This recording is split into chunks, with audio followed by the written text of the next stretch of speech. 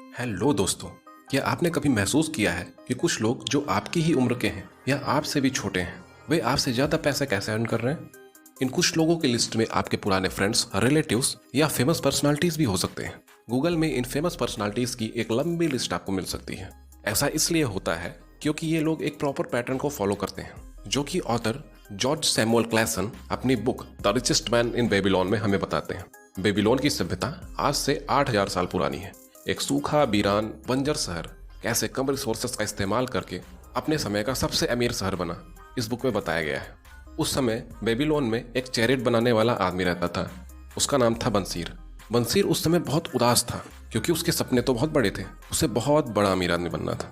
ऐसा नहीं था कि वह मेहनत नहीं करता था, लेकिन इतनी मेहनत के बावजूद 2 वक्त की रोटी वह अपने परिवार को नहीं खिला पाता था। एक आम जिंदगी वह जीना नहीं चाहता था, पर उसे यह भी पता था कि इन चैरिट्स को बेचकर भी वह इतना अमीर नहीं बन पाएगा, क्योंकि यह काम वह बचपन से कर रहा था। और अब वह हताश हो चुका था क्योंकि उसे पता था कि जाने अनजाने वह कुछ ऐसी गलती जरूर कर रहा है जिससे वह अमीर नहीं बन पा रहा है। पर यह मिस्टेक है क्या, ये उसे कौन बताए? इसी बीच बंसीर का एक पुराना फ्रेंड कोबी वहां आता है, जो कि उससे कुछ पैसे उधार मांगता है।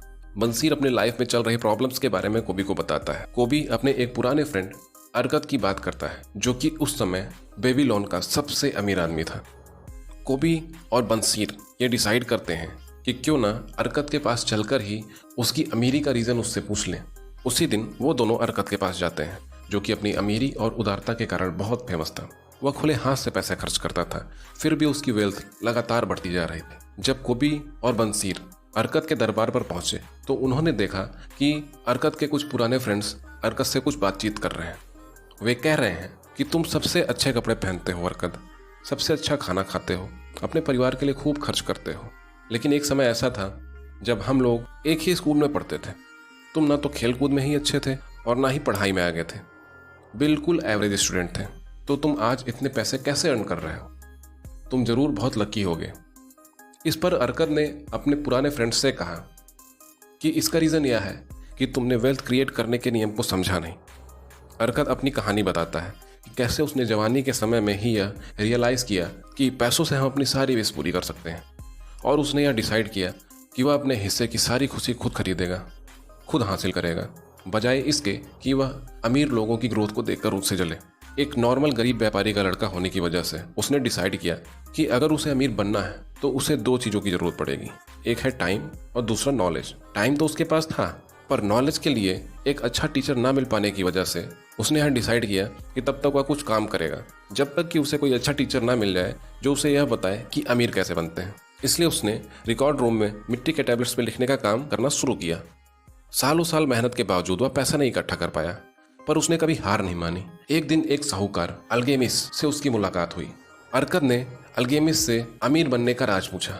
अरकत की क्यूरियोसिटी को देखते हुए अल्गेमिस ने अरकत से कहा, सबसे पहले तुम अपनी कमाई, चाहे वह कितनी ही कम क्यों ना हो, उसका 10वां हिस्सा सेव करने लग जाओ। अरकत अपनी कमाई के 10 तांबे के सिक्के में से एक सिक्का सेव करने लगा। अल्गेमिस अगली बार अरकत से मिले तो अरकत ने बताया कि उसने अपनी सारी सेविंग्स ईंट बनाने वाले व्यापारी को दे दी, ताकि वह दूर देश जाकर हीरे सस्ते दामों में खरीद सके, जिससे अरकत बेबीलोन में महंगे दामों पर बेचकर प्रॉफिट कमा सके, और यह प्रॉफिट वो दोनों आपस में शेयर कर लेंगे। अल्गेमिस ने अरकत पर गुस्सा करते हुए कहा कि एक ईंट बनाने वाले को हीरो की क्या परख होगी? तुमने बिना सोचे समझे अपने पैसे सारे बर्बाद कर दिए। और हुआ भी ऐसा ही। ईंट के व्यापारी को हीरो के नाम पर कांच के सस्ते टुकड़े पकड़ा दिए गए थे, पर अरकत ने इस बार भी हार नहीं मानी।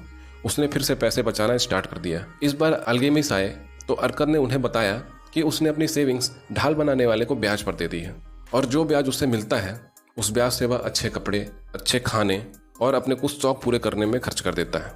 अल्गेमिस ने अरकत को समझाया कि अगर तुम इतने छोटे से ब्याज से खुश होकर इसे यूं ही गवा दोगे तो जो पैसे वह ब्याज बना सकता है और जो उस ब्याज का ब्याज बना सकता है, तुम उसे कैसे अचीव करोगे? पहले अपने बचाए सिक्कों की एक सेना तैयार करो और फिर बिना किसी गिल्ट के खूब जश्न मनाओ। इस बार अरकत ने वो सारी चीजें की जो उसने अपनी गलतियों से सीखी थी। अल्गेमिस ने अरकत की रिस्पॉन्सिबिलिटी को देखते हुए उसे अपने फार्म की देखभाल करने का काम दिया और उसे अपने बिजनेस में पार्टनर भी बना लिया।